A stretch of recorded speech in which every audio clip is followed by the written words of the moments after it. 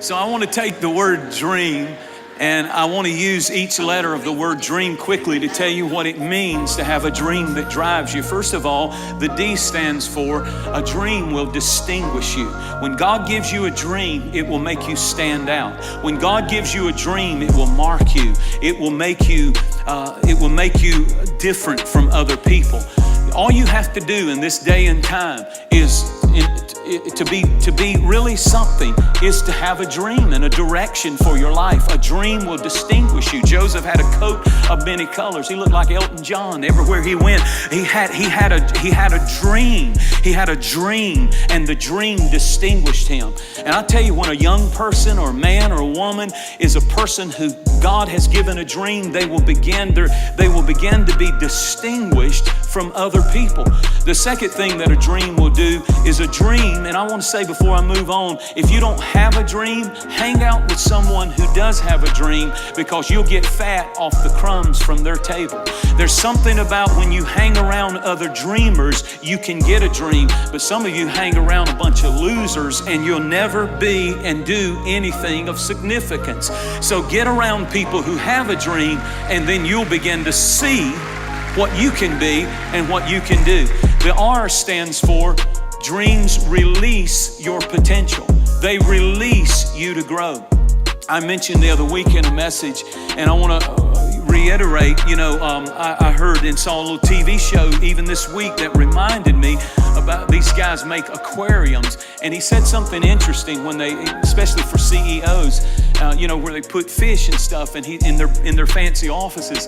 And he said that the number one fish that people want in their aquarium is I thought he'd say, a guppy or something. He said a shark. He said CEOs want a shark. And he said the amazing thing is if you put a shark in the aquarium, it'll only grow to 8 inches. But if you put it in the Pacific Ocean or the Atlantic Ocean, it'll grow 8 feet or more. And the point is simply this: the shark will never grow larger than his environment. And the same is true about you.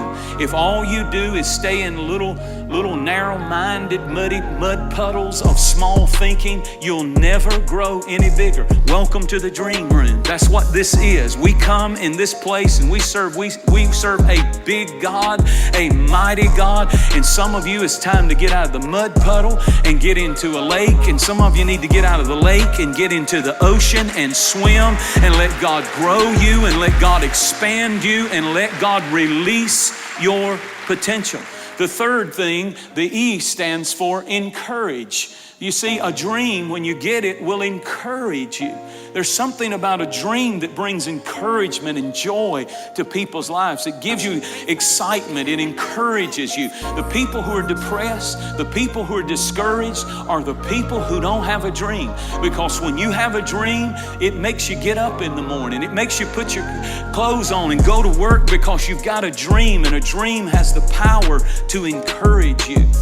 Then the A stands for it affects prevailing attitudes. When you have a dream, it will always attack prevailing attitudes. Oral and Wilbur Wright were sons of a Methodist preacher. And he got up and preached. He's a bishop. And he got up and preached one day and said if God wanted men to fly, he would have made them with wings. But those two boys felt a challenge in their heart to the prevailing attitude of their father. And they went out at Kitty Hawk, North Carolina, and they broke through the prevailing attitude that man cannot fly, and they changed the world with that dream. Because when you have a dream that God gives you, it will always affect your attitude, and usually you'll have to combat prevailing attitudes. There'll always be, dreams shatter common held attitudes of the day. It can't be done. It's never been done before. Nobody's ever done it and succeeded. You better, no. Anytime you have a dream, I cannot tell you the times. I'm telling you, I had to, when we were building this, I had to get away from the little guppies.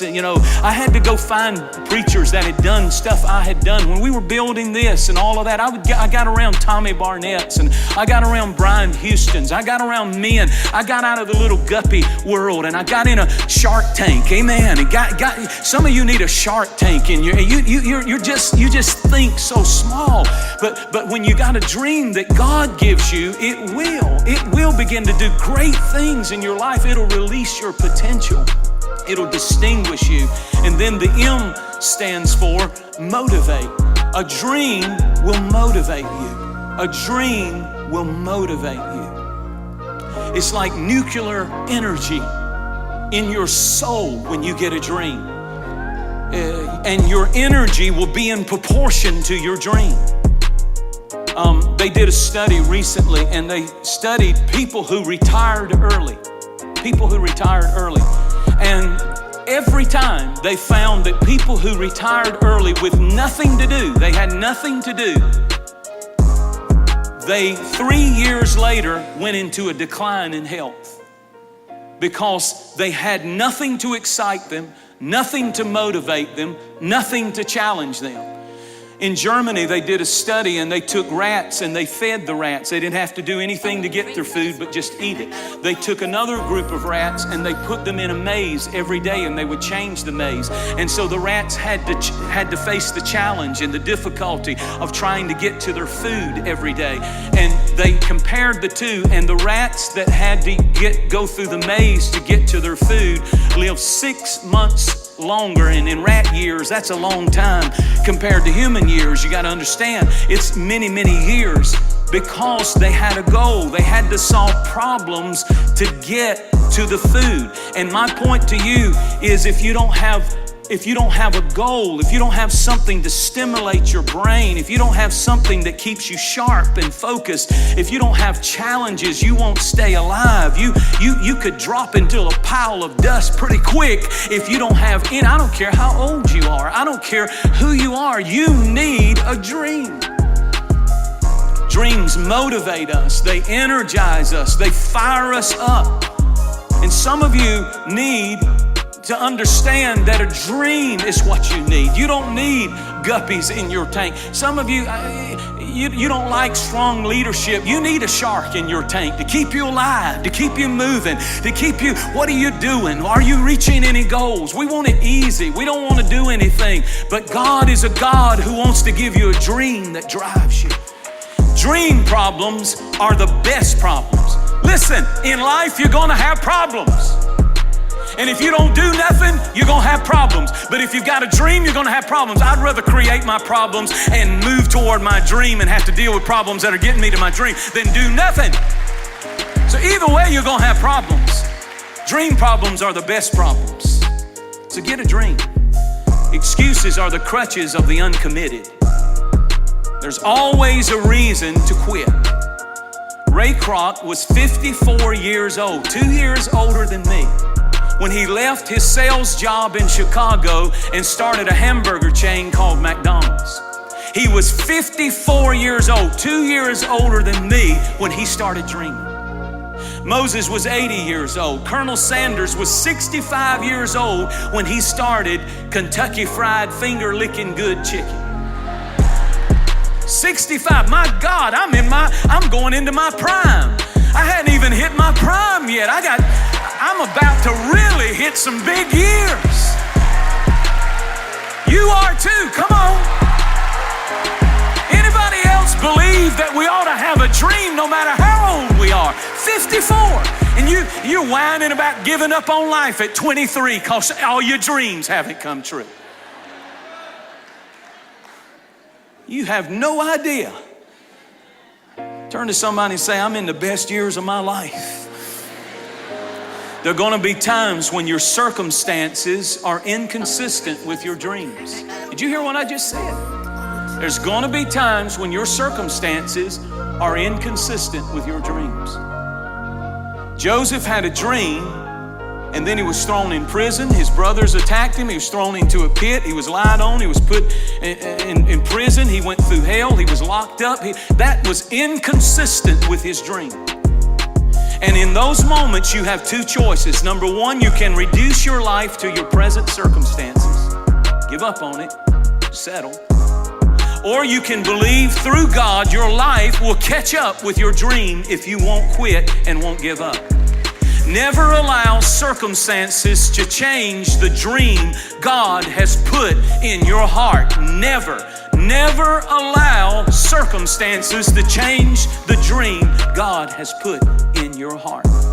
There'll be times when your present circumstances are not consistent with your dreams. But Habakkuk chapter 2 and verse 3 said, though the vision tarries, wait for it will surely come to pass. Even if God has to prolong your life, He will not let you die until He brings to pass what He told you He would do. Dreams will demand integrity. Joseph teaches us this. Joseph, when God started raising him up in Potiphar's house, he got around the housewives of Egypt.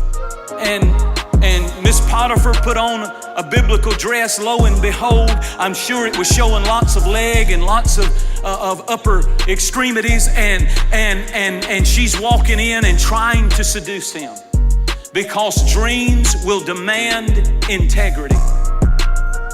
She starts hitting on Joseph. And the enemy understands men are visual.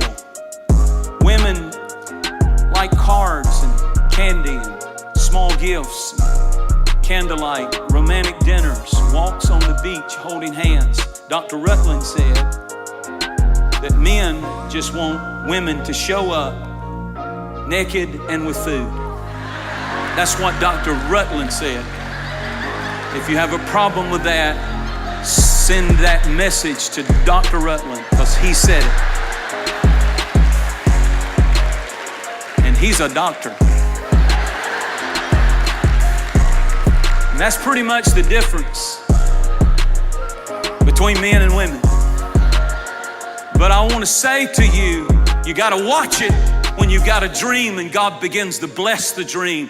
Because a dream will require integrity. A dream will require morality. A dream will require the higher God raises you up, that you not use that position to take advantage of people that look to you.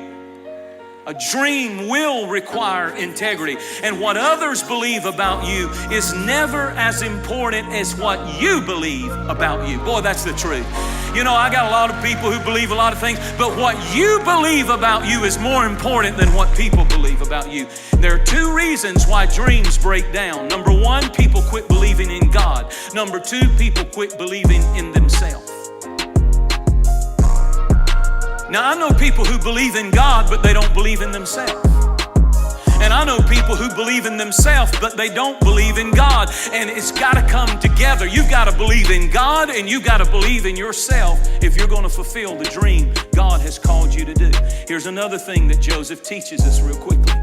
Joseph teaches us to help others with their dream while you wait for your dream to come true. He helped the butler with his dream. He helped the baker with his dream. He helped Pharaoh with his dream. And my question to you is, who are you helping with their dream? Ephesians 6 and 8 said, what you make happen for others, God will make happen for you. Through your resources, through given opportunities, who are you helping fulfill their dream? Because if nothing's happening with your dream, it's a sign you need to help somebody else with their dream. Dreams come when we get a plan. Again, I want to use the letters of the word plan. What does plan stand for? It means, number one, pray it out. If you don't pray it out, then watch out. You're going to fail. Pray it out. The L stands for lay it out. Write it out.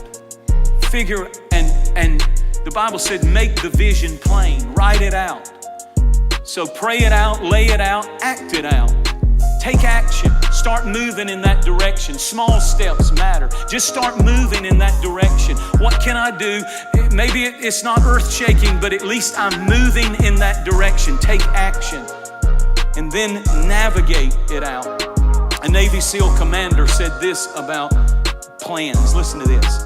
I've never seen a plan of attack survive the battle.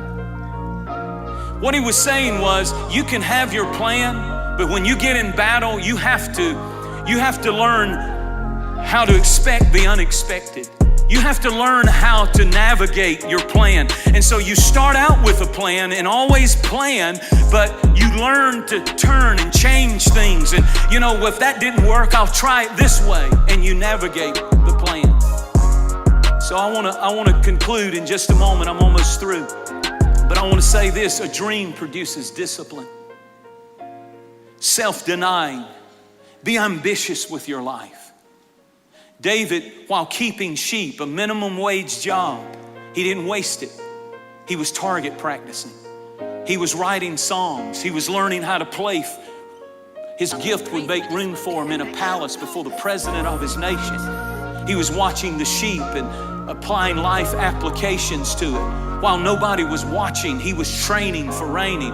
He shows up and he's been promoted from a sheep guy to now he's a pizza delivery guy. The Bible said when he went to his brothers, he took bread and cheese. That's pizza. He was a pizza delivery guy, but he was not wasting that season in his life. Everything about life, everything about sorrow, everything about hurts and rejection and failure, God will make it fertilizer for you and your dreams if you will allow Him. Every job, everything you've been through, God will make it fertilizer for your dream. Be ambitious with your life. Be ambitious with your life. Get a dream. The movie, I conclude with this, but the movie Saving Private Ryan, if you remember, just to give you a summary of it, two of the brothers are killed in the same family in World War II, and there's one other brother fighting in Germany, and they make a call and they say that's too much for any parent, any mother to deal with, losing all three of her children, so go get Private Ryan and bring him home to his mother. And they send a whole unit in to find him and bring him home. And these guys get blown to pieces. They all give their lives and die and are killed by the Germans, trying to protect one man to get him home to his mother.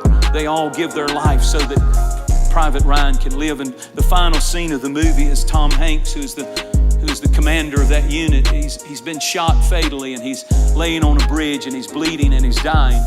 And Private Ryan is standing there and he reaches up and grabs him by his shirt and pulls him down. And he says, basically, make your life count. Make it worth it. All these guys, including me, have given our life and died. Do something with your life that is significant.